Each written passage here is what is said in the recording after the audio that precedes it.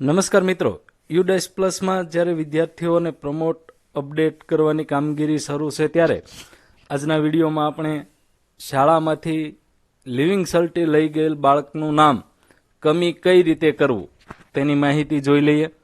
તો સૌપ્રથમ તો આપણે યુડાઇસ પ્લસ સ્ટુડન્ટ મોડ્યુલ આવું જે છે તેને ઓપન કરી લઈશું. મેં અહીં અગાઉથી લોગિન કરીને રાખ્યું જ છે.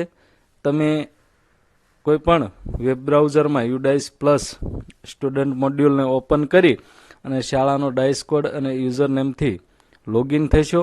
લોગિન થયા બાદ વર્ષ 2025-26 પર ક્લિક કરવાની રહેશે. આવું કરતાની સાથે તમારું છે એ શાળાનું ડેશબોર્ડ તમારી સામે આવશે.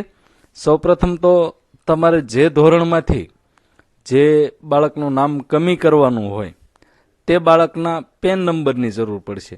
એટલે આપણે છે એ કોઈ પણ એક ધોરણ ખોલી અને જે બાળકનું લિવિંગ સર્ટી લઈ ગયેલ હોય તેવા બાળકનો પેન નંબર છે એ અહીંથી કોપી કરી લેવાનો અથવા તો લખી લેવાનો રહેશે. હવે આ બાળકનો પેન નંબર છે, જે બાળક શાળા છોડીને ગયેલું છે તે બાળકના પેન નંબર લખ્યા બાદ અથવા તો કોપી કર્યા બાદ અહીં જે તમને ડાબી સાઈડમાં બધા મેનુ દેખાય છે તેમાંથી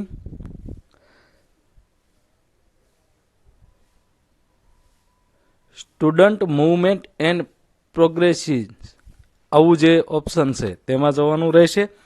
તેમાં પણ જે એના સબ મેનુ ખુલે છે તેમાં transfer certificate module mark drop out આવું એક ઓપ્શન છે. આ ઓપ્શન પર ક્લિક કરતાની સાથે જે ડ્રોપ બોક્સ ખુલે છે તેમાં અહીં તમારે સ્ટુડન્ટ પેન ત્યાં તમારે તે બાળકનો પેન નંબર નાખવાનો રહેશે અને આ પેન નંબર નાખતાની સાથે જ ગો પર ક્લિક કરતા જે બાળકનો પેન નંબર તમે લખ્યો છે તેનું નામ, પપ્પાનું નામ, માતાનું નામ, બર્થ ડેટ અને કયા ધોરણમાં હતું તે તમામ ડિટેલ ખુલી જશે. પછીથી તેને અહીંયા left school already with TC એટલે કે લિવિંગ સર્ટી લઈને બાળક શાળા છોડેલી છે તેના પર ક્લિક કરવાની રહેશે. કન્ફર્મ આપતાની સાથે જ તે બાળકનું ફરી વખત નામ, ધોરણ, અહીં છે સિલેક્ટ રીઝન સિલેક્ટ કરવાનું નથી પણ નીચે લખવાનું છે. પણ કઈ તારીખે બાળકે શાળા છોડી તે તારીખ તમારે નાખવાની રહેશે. તારીખ નાખી અને કેપ્સા કોડ નાખવાનો અને અહીં રીમાર્કમાં બાળકનું તમારે રીમાર્ક આપવાનું રહેશે કે ભાઈ એડમિશન ફોર અધર સ્કૂલ કે બીજું કોઈ રીઝન હોય તો એ પણ તમે નાખી શકો છો.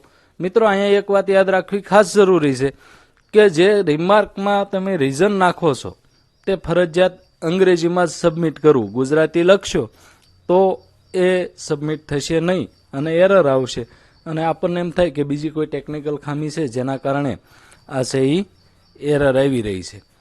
એટલે મિત્રો, અહીં આવું રીઝન આપી અને સબમિટ આપતાની સાથે જ આ બાળક છે એ તમારી શાળામાંથી દૂર થઈ જશે અને પછીથી તે બાળકનું નામ કમી થયું છે કે નહીં એ તમારે જોવું હોય તો અહીં ઉપરના જે મેનુ આપેલું છે drop box an active student list એના ઉપર ક્લિક કરશો એટલે તમે જે બાળકને દૂર કર્યું હતું તે બાળકનું નામ અહીં તમારામાં આવી જશે. અહીં તમારો ડાઇસ કોડ શાળાનો નાખી અને સર્ચ કરશો એટલે તમારા ડ્રોપ બોક્સમાં જેટલા બાળકો હશે તેટલા બાળકો અહીંયા બતાવશે. આ રીતના મિત્રો સ્કૂલ લિવિંગ સર્ટી લઈને ગયેલ બાળકનું નામ આપણે છે એ શાળામાંથી દૂર કરી શકીએ. ખૂબ ખૂબ આભાર.